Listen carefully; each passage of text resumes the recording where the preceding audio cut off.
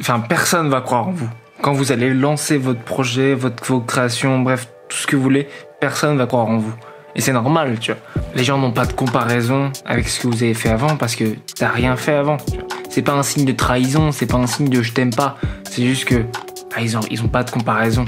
À part les membres de ta famille qui vont dire on t'aime, on est là derrière toi. Les gens, en général, vont pas croire en toi. Et c'est normal, tu vois.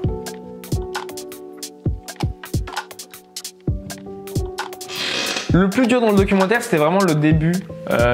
Appeler les gens. J'ai vraiment fait 1 milliard d'appels. Il est actuellement beaucoup trop tôt. Je suis actuellement... Non, il est 11h15. C'est pas très tôt. En ce moment, je vois beaucoup de messages à des gens que tu connais pas personnellement, mais juste que tu contactes pour des projets, genre des interviews, des documentaires. Et je sais jamais comment envoyer ce message. Genre, je suis pas mal à l'aise, tu vois. En vrai, je suis mal à l'aise. Vraiment, je suis stressé. Oh putain, je l'ai envoyé. Oh putain, je l'ai envoyé. Oh my god, oh my god, oh my god. En tout cas, je l'ai fait, j'ai envoyé ce message. Il faut surmonter ses peurs, même si on a peur. Et j'ai tout le temps peur, donc du coup, je surmonte tout le temps mes peurs. La communauté, il faut qu'on parle d'un concept qui est un peu fucked up, qui est un peu bizarre. Du coup là j'ai lancé mon premier documentaire officiel où il n'y a pas de problème administratif de justice dessus. Merci mon Dieu. Il y a des gens, vraiment des gens que je connais, enfin pas des gens que je connais mais tu sais des gens, il y a toujours des gens que tu connais de loin et tu sais qui sont loin de ta vie mais tu les connais pas trop, tu veux pas trop les connaître. Mais bref ils te connaissent et tu les connais par défaut tu vois genre.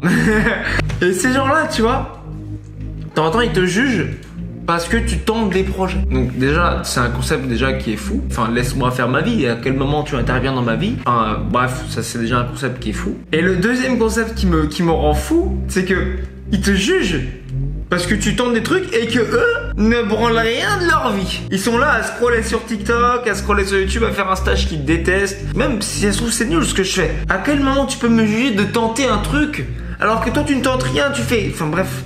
C'est un concept qui me rend dingue quand même, genre, je suis en mode, mais l'objectif de ta vie, c'est de me casser les couilles. La réalité aussi, c'est que c'est pas si compliqué que ça de faire un documentaire. Moi, ça m'a pris énormément de temps parce que je me suis tapé 2 confinements. En vrai, le montage, ça m'a pris 2 mois. En moyenne, je faisais 3 heures de montage par jour. Enfin, je suis vraiment passionné par créer, tu vois, par le fait de raconter des histoires. C'est pas si compliqué que ça, même si en vrai, faut vraiment être régulier, faut faire du montage vraiment tous les jours. Écoutez les gens, là, faut que je m'exprime. Attendez, c'est incroyable ce que je ressens là.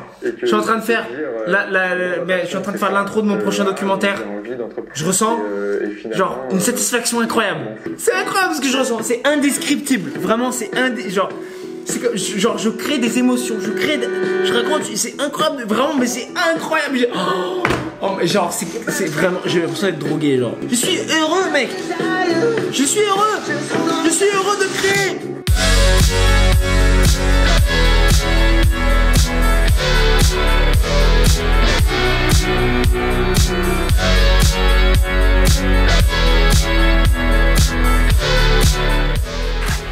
Nous sommes actuellement le 19 avril.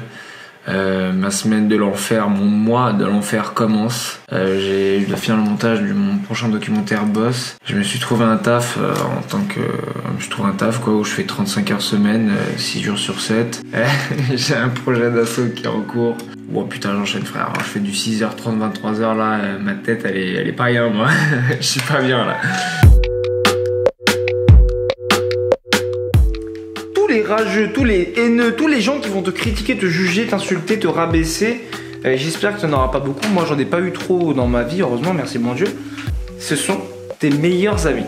Je m'explique. En gros, genre, c'est bien d'avoir des amis, c'est bien d'avoir des proches, c'est bien d'avoir des gens qui t'aiment et qui t'envoient du love H24. C'est trop cool. Moi, je te le dis, c'est incroyable. Les gens qui t'envoient du love, je vous aime fort. Mais avoir des ennemis, c'est vraiment un truc incroyable. Enfin, tous les gens qui te critiquent, pour moi c'est les gens que j'adore. Parce que c'est des gens que j'adore, parce que c'est des gens qui me poussent à faire mieux. Qu'ils le veuillent ou non, tu vois. Je pense pas que sans adversaire, tu puisses faire un énorme projet. Tu vois. Si tout le monde est vraiment bienveillant avec toi, ça m'étonnerait, je trouverais ça incroyable que quelqu'un puisse faire un truc de ouf, tu vois. Au début, tu vas avoir des gens qui vont te critiquer, c'est sûr, genre qui vont te dire non, c'est pas bien ça, tu devrais faire ça comme ça, non mais vraiment ce que tu dis c'est pas bien et tout. Et en vrai tu t'en fous, parce que tous ces gens-là qui t'en disent non ça c'est pas bien, tu prends en note, tu fais mais merci Jean-Jacques, je prends en note et comme ça tu progresses pour la prochaine fois. Il faut pas voir toutes les critiques négatives en mode vas-y c'est à jeter. Non, moi je trouve que même les plus gros rageux de l'histoire de la Terre, il faut les écouter. Il faut dire à tous c'est Michel Jacques, merci beaucoup, je prends en note, je vais bosser dessus, on se revoit dans un mois.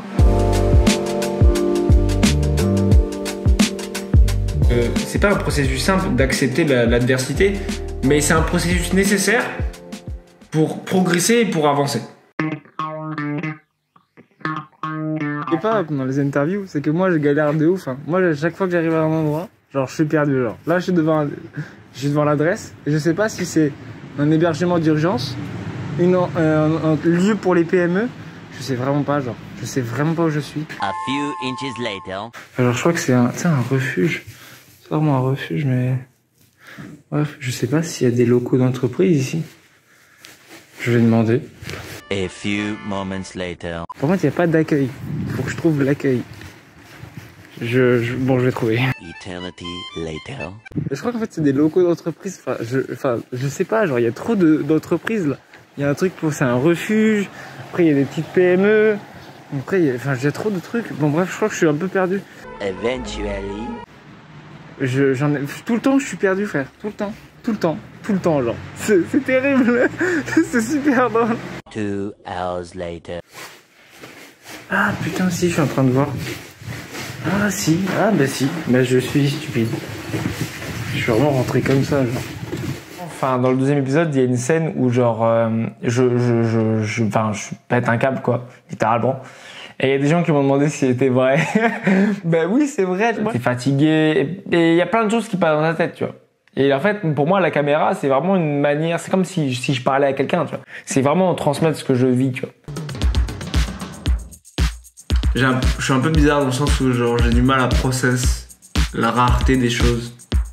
Finalement, de temps en temps, la tête dans le guidon en mode j'ai du travail intérim, ouais, j'ai du montage à faire, ouais, j'ai telle vidéo à sortir, ouais, j'ai ci à faire, ça, ci à faire, ouais. Et quand genre je fais vraiment un truc qui me rend fier, tu vois, qui est vraiment gros pour moi et que quand je le finis, comme ce documentaire, il me faut genre 1 mois, 2 mois pour me rendre compte que putain, j'ai fait un documentaire, mec. Il a pas fait 1 milliard de vues, je m'en fous, mais j'ai fait un truc qui était énorme pour moi, genre. Et putain, ça me rend heureux.